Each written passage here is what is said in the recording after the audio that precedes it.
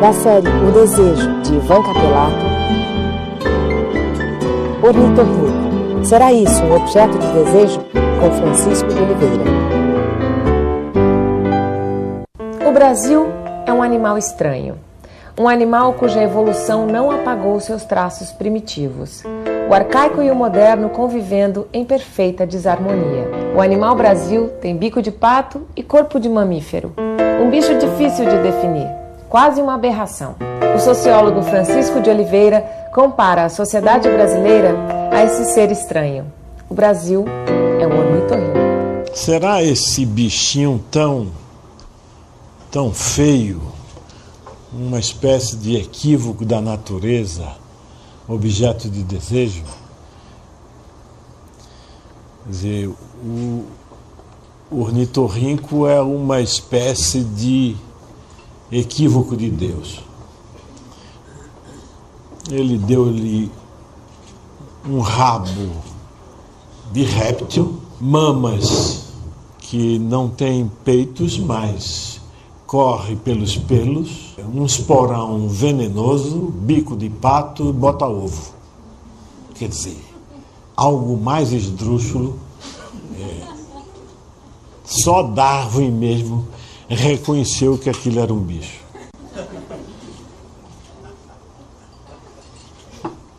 Essa imagem eu uso para descrever a sociedade brasileira. Porque a sociedade brasileira, no estágio em que chegou, é uma espécie de ornitorrinco.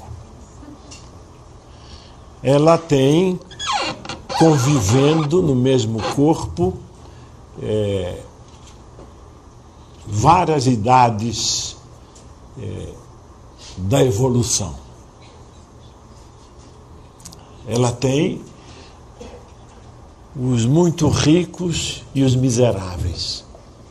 Ela tem os apartamentos de 1.000 metros quadrados e as favelas de 10 metros quadrados. Ela tem diferenças abissais. Ela não é produto do atraso. Esta que é a surpresa. Esta sociedade que se formou, que chegou ao ponto em que chegou, não é produto do atraso. Nós costumávamos, no passado, nos queixarmos do atraso brasileiro e atribuir tudo ao passado. Dizem que o passado não perdoa. Evidentemente, o peso do passado na formação da sociedade é imenso. Ele nos legou aquilo que talvez seja o mais forte calcanhar de Aquiles da sociedade brasileira. Ele nos legou o escravismo. Esta sociedade foi formada por trabalho escravo. Isso tem repercussões enormes ainda hoje.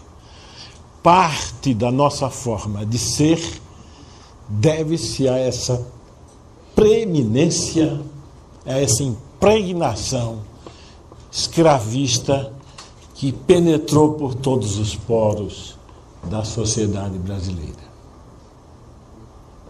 Eis um belo tema para ser analisado pelo ângulo do desejo.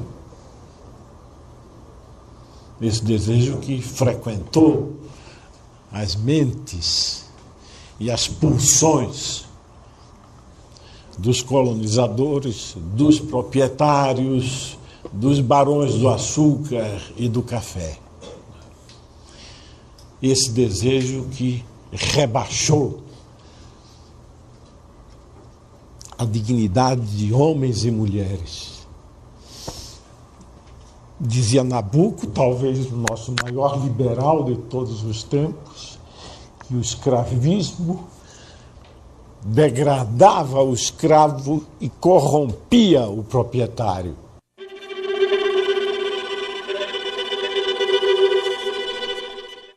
É a escravidão que é má e obriga o senhor a sê-lo.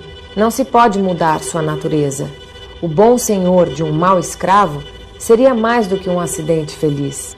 O que nós conhecemos é o bom senhor do escravo que renunciou à própria individualidade e é um cadáver moral. Mas esse é bom porque trata bem, materialmente falando, o escravo, não porque procure levantar nele o homem aviltado, nem ressuscitar a dignidade humana morta. Essa herança é pesada, mas o ornitorrinco não é um produto do atraso.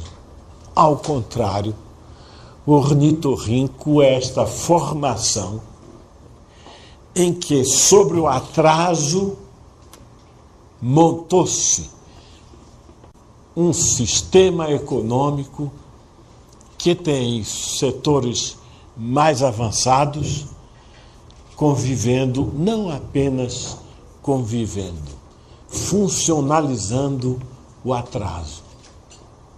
Nossa esperança em décadas pretéritas é que o progresso chamado, a industrialização, fosse capaz de derrocar de uma vez por todas os estigmas do atraso brasileiro e daquilo que ele nos legou. Uma ingenuidade política nos levava a pensar que as formas superiores do capitalismo correspondem ou corresponderia formas superiores de estruturação política e de sociabilidade. A história nos pregou uma peça formidável. Porque o capitalismo entre nós foi capaz de armar esse bicho estranho,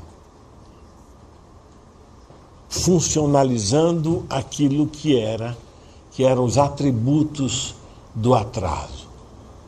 O que quer dizer funcionalizar os atributos do atraso e transformar esta sociedade no ornitorrinco?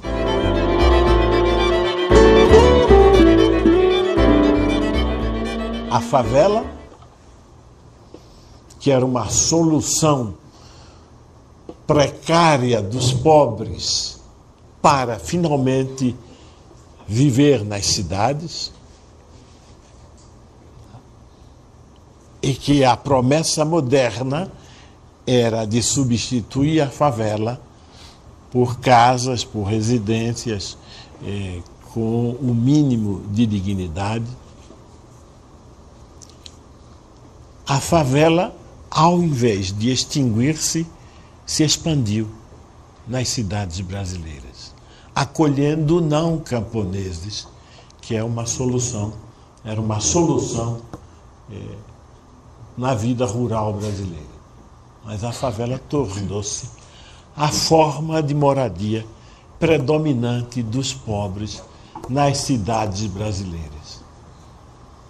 E vejam o que é funcionalizar a pobreza, funcionalizar o atraso, tornar o ovo do ornitorrinco compatível com suas mamas. O ornitorrinco é isso. Ele funcionaliza a pobreza.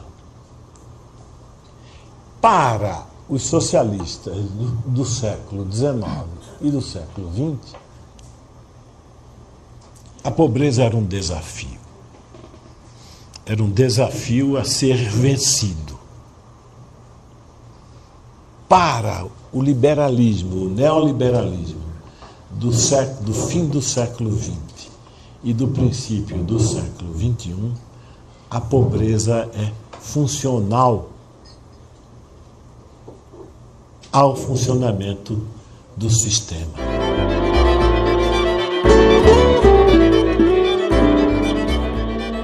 Vejam de novo, olhem as cidades e o que é que a gente vê?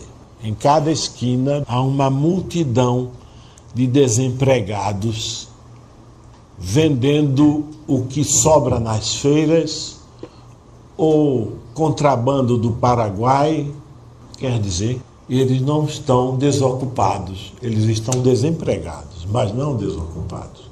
O capitalismo logrou essa façanha de tornar aquilo que Marx pensava que era o exército de reserva.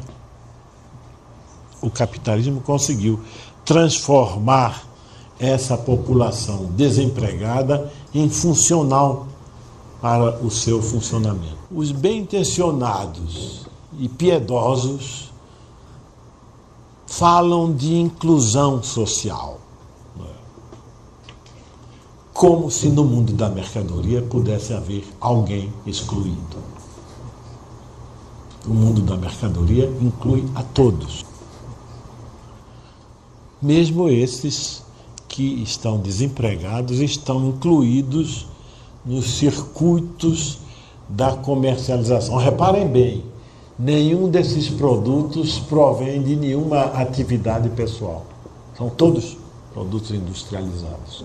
Portanto, são produtos não do atraso, mas da forma pela qual o capitalismo no Brasil soube aproveitar e refuncionalizar a seu favor desemprego, miséria, migração, campo, cidade e hoje migrações dentro da própria cidade. Daí que todas as intenções piedosas são incapazes de radicalizar essa questão. Daí, todos os bem-intencionados formam suas ONGs para socorrer a pobreza, para dar-lhes dignidade, para ajudá-los a se constituírem como cidadãos. Quem vela por isso? Esperando na esquina está o estado de exceção em que se transformou a sociedade brasileira. O Brasil hoje, o Brasil ontem, o Brasil talvez de 80 para cá, 84 para cá, talvez a gente pudesse falar assim de um momento específico. O que aconteceu? O Brasil perdeu um desejo mais puro de autonomia. Então, de se tornar esse sujeito desejante, um país com desejo próprio. E ficou um país infantil, um país que meio que redimido, meio que onde a pobreza dos sentidos, a pobreza do desejo passa a ser uma identidade. Então, qual é o desejo que nasce? Não nasce um desejo do sujeito, nasce um desejo do grupo, um desejo do sistema. Como eu não tenho um desejo, então, o que esse país quer ser da vida? Aonde esse país quer chegar? Como eu tenho vários partidos, várias pedagogias, várias flechas, vários sentidos, eu não tenho aonde chegar. Isto gera ausência de identidade. A ausência de identidade gera violência, gera o crime, gera o suicídio e gera a patologia psíquica. Na sociedade brasileira, a exceção virou a regra. Para o sociólogo Francisco de Oliveira, um problema grave que tem na história um precedente perigoso. Na Alemanha derrotada após a Primeira Guerra, um artigo da Constituição estabelecia que o presidente eleito poderia governar por decreto. O que era para ser usado em situações de emergência se tornou mais tarde uma arma nas mãos de Hitler. O estado de exceção em qualquer sociedade coloca a democracia em risco. O estado de exceção foi pensado pelos constituintes de Weimar como uma espécie de válvula de escape para romper, sempre deixar irromper a força renovadora. E com isso, pensado para proteger a democracia. É uma construção teórica sui generis. Todos os estados modernos têm na sua Constituição o famoso artigo 48 da Constituição de Weimar. Aquele artigo que trata de, em situação excepcional, a regra poder ser rompida para dar lugar a uma solução que assegure a permanência de valores e regras democráticos. O capitalismo contemporâneo burlou e transformou a exceção em regra. Vivemos um estado de exceção. A cidade é hoje, por excelência, o lugar da exceção. O lugar em que a norma transmutou-se em sua burla permanente. Essa burla vem desde lá de baixo, essa burla vem exatamente de considerar-se que o desemprego é uma espécie de fatalidade, em considerar-se que o desemprego não é mais conjuntural, mas veio para ficar. Quais são os exemplos no Brasil? É um estado de exceção que mantém a pobreza funcionalizando-a. É um estado que renunciou à promessa da modernidade de elevar todos os cidadãos à condição de igualdade.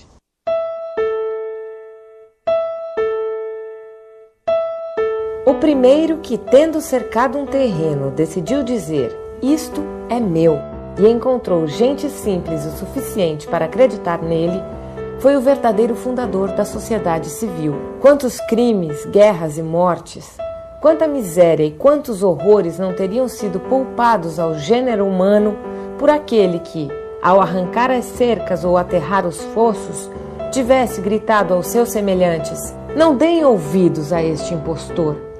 Vocês estarão perdidos se esquecerem que os frutos são de todos e que a terra não é de ninguém.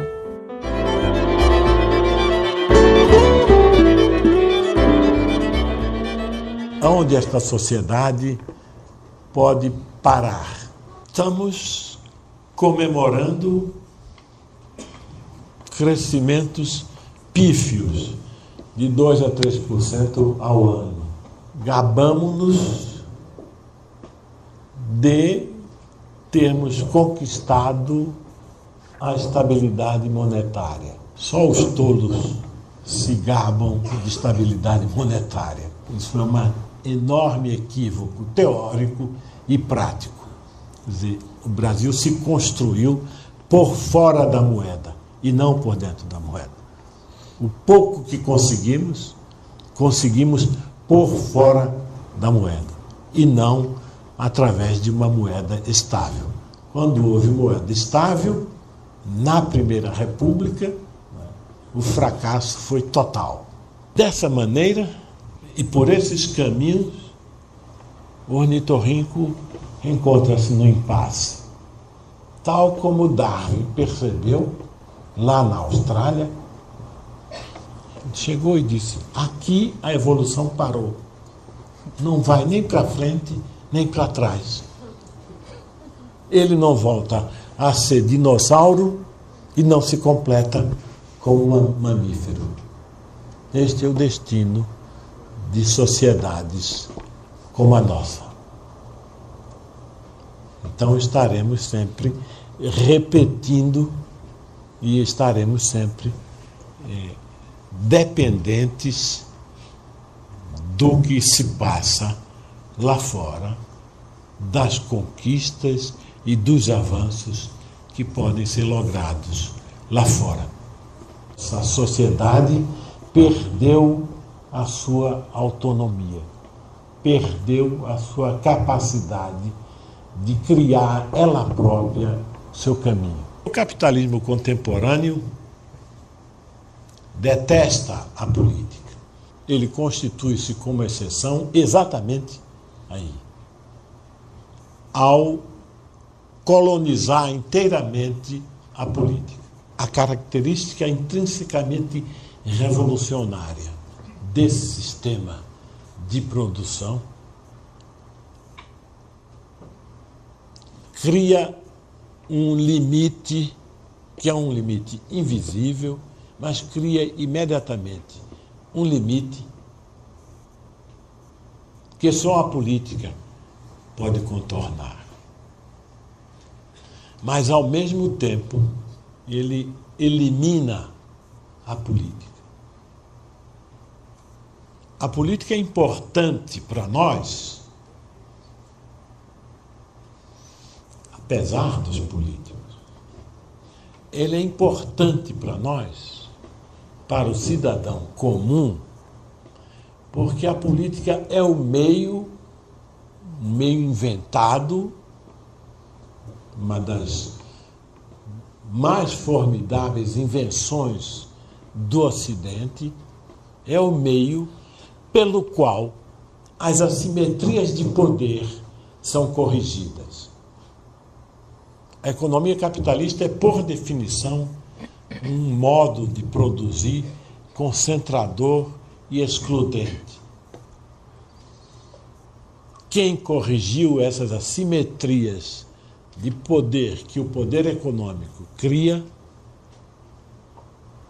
foi a política, essa invenção formidável do Ocidente. Mas em seu caminhar, o capitalismo tem horror às regras. Ele tem horror intrinsecamente. Seu modo de eliminar o concorrente tem horror às regras. A política foi capaz de domar a economia. E o pouco que se tem, o pouco que se logrou durante os últimos 300 anos de domínio capitalista, logrou-se devido à política. Logrou-se devido à atividade política de homens e mulheres capazes de opor aos desígnios da economia a vontade política dos cidadãos. Quer dizer, sem sindicatos, por exemplo, a tendência do sistema capitalista é de uma enorme concentração da riqueza. Foi preciso uma invenção política para deter essa espécie de tendência intrínseca. Mas a evolução do próprio sistema apartou as capacidades cidadãs e hoje, ao tornar o trabalho humano algo completamente banal, essa é a característica fundamental de nosso tempo, é que o trabalho humano tornou-se banal e supérfluo. Mas vocês poderão perguntar, essa não era a promessa do socialismo? Passar do reino da necessidade para o reino da liberdade? Isso está inscrito no programa da modernidade, isso está inscrito nos programas socialistas, isso está inscrito na utopia. Será que o capitalismo realizou essa utopia de tornar o trabalho humano supérfluo e banal? A promessa era outra. A promessa era passar do reino da necessidade para o reino da liberdade. O capitalismo nos pregou a peça de que não chegou o reino da liberdade e o trabalho tornou-se banal e supérfluo, quanto maiores são as necessidades.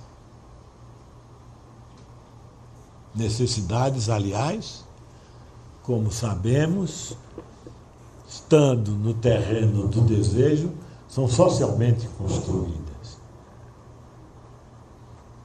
Mesmo as necessidades chamadas mais elementares, aquela de comer, abrigar-se, reproduzir-se, são necessidades socialmente construídas. O desejo fundamental é psíquico, né? Então eu tenho desejo de me manter forte, vivo, ter poder sobre as coisas que me dão vida. Freud chamava isso de instinto de vida. Poder sobre minha alimentação, poder sobre meus inimigos, poder sobre as intempéries, né? As forças da natureza. Esse é o desejo. Eu preciso controlar isso, né? Então eu tenho que buscar objetos que me deem poder sobre isso. O social começa a se interpor, ele começa a trazer objetos para eu fingir ou para eu imaginar que eu estou tendo poder. Então, o social começa a construir objetos, a gente chama isso de deslocamento. Eu desloco o desejo, que é criador, que é sublimatório, que me traz da autonomia. O social vem e me dá um objeto que finge que eu tenho poder. Então, eu preciso comer uma coisa que me deixe forte. Aí o social entra e diz, você precisa comer farinha de tal marca, salsicha. E aí eu paro de caçar, eu paro de plantar, e aí a gente vai constituindo a sociedade industrial, que começa a dizer que necessidade que eu tenho. E o desejo vai se transformando num desejo social. Então, eu preciso ter poder sobre isto, eu preciso comprar essa salsicha, eu preciso comprar esta arma, eu preciso comprar esta casa, eu preciso comprar isto, eu preciso comprar aquilo. Então, a necessidade é a substituição do desejo original por um desejo social, tá? Que é o sistema econômico que fica maior que o psiquismo, maior que a autonomia, maior que a saúde, maior que a lucidez, maior que tudo. E que tira a crítica, tira o senso crítico. Então a promessa da banalização, da superfluidade do trabalho não se traduz nem em liberdade, nem se traduz em libertação do reino das necessidades, mas no seu contrário. Essa outra característica abre-se toda para a exceção. As necessidades impõem-se como excepcionais, no sentido forte do termo. Impõem-se sempre como excepcionais. Qualquer investigação sociológica que busque entender os mecanismos da violência social, os mecanismos da criminalidade, todas apontam no sentido de que são as necessidades as que movem o novo sujeito, é a necessidade que, se trabalharmos no terreno do desejo, elas são permanentemente frustradas. E essa frustração permanente é uma espécie de transformação do desejo no seu oposto. O desejo social, quando satisfeito, como ele é um desejo falso, um desejo do engodo, ele não é desejo do sujeito, ele é um desejo objetal. O que acontece? Eu toco no objeto, o prazer acaba. E aí vem a frustração. Então eu preciso de 2 objetos, e de 4, e de 6. E às vezes você vai ver aquela criança que tem um poder econômico sair da loja de brinquedo com 6 brinquedos, para ver se ela segura o prazer. E aí ela está frustrada, e ela chega em casa, ela está irritada, porque nenhum brinquedo segurou o prazer dela. E aquela outra criança muito pobre, imagina que se ela tivesse um dos brinquedos, ela teria prazer. Então a frustração tem, na sociedade mosaico, a frustração tem lugar tanto na sociedade rica economicamente, como na sociedade muito pobre economicamente. O excesso de frustração, que existe nos 2 lados, começa a trazer uma sensação de vazio muito grande, e a frustração, ela começa a trazer um pensamento, um sentimento de falta. Lacan chama de manque à naître. Está faltando alguma coisa em mim. E parece que essa coisa está no outro. Então você tem, por exemplo, as perversões, que é a agressão física, o estupro. Parece que o outro me tirou isso. Está no outro que me falta. Na sociedade do ornitorrinco, a política está de mãos amarradas. A política é um caminho de transformação. Por meio dela, o cidadão pode reformar a sociedade. No Brasil de hoje, a política se tornou refém da economia. A ação transformadora perde a força. Sobre esse assunto fala o sociólogo Francisco de Oliveira.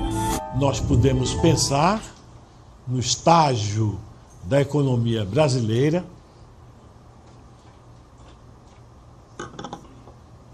que todas as necessidades poderiam ser satisfeitas. Nós poderíamos pensar que, do ponto de vista alimentar, por exemplo, coisa que não era assim nos anos 50, a agricultura brasileira deu saltos formidáveis de expansão e produtividade que a torna capaz de alimentar o conjunto da população brasileira. Daí o enorme mistério que é José Américo de Almeida, um romancista do ciclo regional, dizia no seu livro O pior flagelo é morrer de fome na terra de Canaã. No lugar da abundância, morre-se de fome.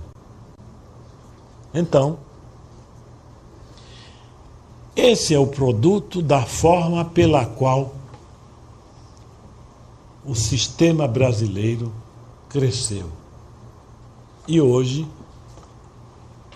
na sua exasperação, ele dispensa a política.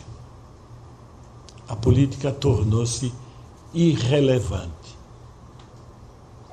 Seja quem estiver no poder, ele está inteiramente submetido aos constrangimentos da economia. Esta irrelevância da política devia nos comover a todos.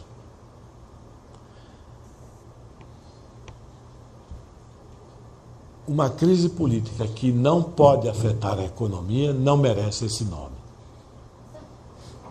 Está se dizendo apenas que nós estamos aqui, somos irrelevantes, que o nosso voto em cada eleição é completamente irrelevante para mudar o sentido das coisas. Num país com as abissais desigualdades brasileiras, neste país ornitorrínquico, a irrelevância da política é da maior gravidade. significa que nós não temos poder para determinar mudanças no andamento da sociedade brasileira. Significa que esta colonização da política totalmente pela economia torna a cidadania absolutamente inútil. Exercemos o nosso poder cidadão, votamos em cada eleição e para quê? Dizia um poeta popular pernambucano, para nada.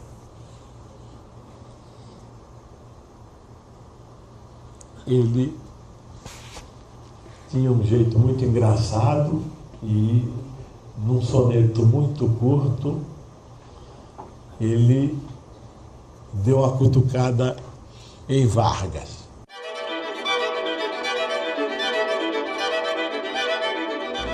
Riscando os cavalos, tinindo as esporas, través das coxilhas, sai de meus pagos em louca arrancada. Pra quê? Pra nada.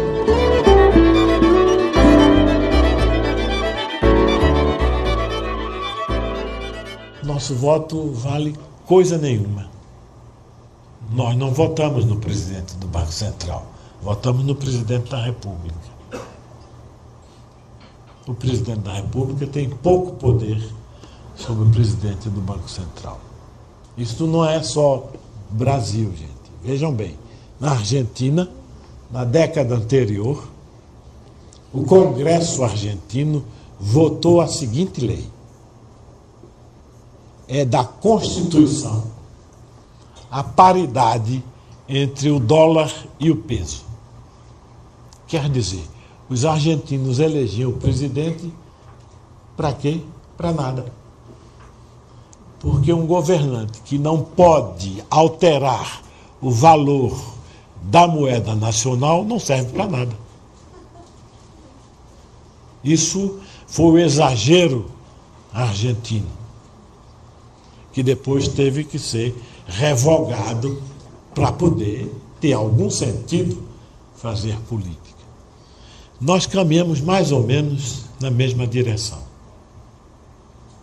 Essa absoluta colonização torna o exercício da política uma inutilidade, devido a que, como o sistema econômico é fortemente assimétrico, você não pode corrigir essas assimetrias de poder a não ser pela política. Quando a política perde, então, essa capacidade, estamos no pior dos mundos. O ornitorrinco é esta consumação, a estranha combinação que a evolução terminou por conformar de mamífero que bota ovo, tem bico de pato, veneno de serpente, não serve absolutamente para nada. É um bichinho pequeno e feio. E nisto se resume sua periculosidade. A política tornou-se pequena e feia. E isto é toda a sua periculosidade. Quando a política não pode decidir sobre as grandes questões, isso é um fenômeno mundial, não é especificamente brasileiro, a gravidade dele no Brasil está em que esta sociedade ornitorrínquica necessita urgentemente de política. Necessita cada vez mais de política, e não menos. A sua periculosidade especial está em que, pelas forças do mercado, isto não se corrige. Isto não se corrige, e daí o truncamento total do ornitorrinco. Ele não tem para onde ir. Ele tem que esperar pelo milagre. Esta espera pelo milagre dispensa a ação humana.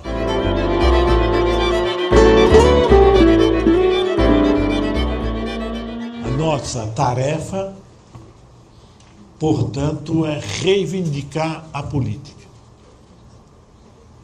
A nossa luta principal é reivindicar a política, reivindicar a soberania da política, colocar a economia sob controle político. O nosso problema não foi, nem é, o de atraso econômico. O Brasil é uma das economias que mais cresceram no último século. O nosso problema foi o de que construímos uma sociedade absurdamente desigual, com as taxas de crescimento mais exponenciais que o capitalismo experimentou. O que quer dizer que chama-se a atenção para o controle político do crescimento econômico. Nos entregarmos uma sociedade que, no século XXI, se entrega à desrazão, se entrega ao mito do mercado livre e autônomo, é uma sociedade que só merece realmente estar no Museu de História Natural. A nossa tarefa é lutarmos contra esse destino inglório. A nossa tarefa é saltarmos o muro da história natural para entrar realmente no campo da história humana. Se tivermos a coragem política para tanto, mereceremos um dia estarmos nós olhando o ornitorrinco com certa graça, ao invés de sermos olhados dentro da redoma de vidro.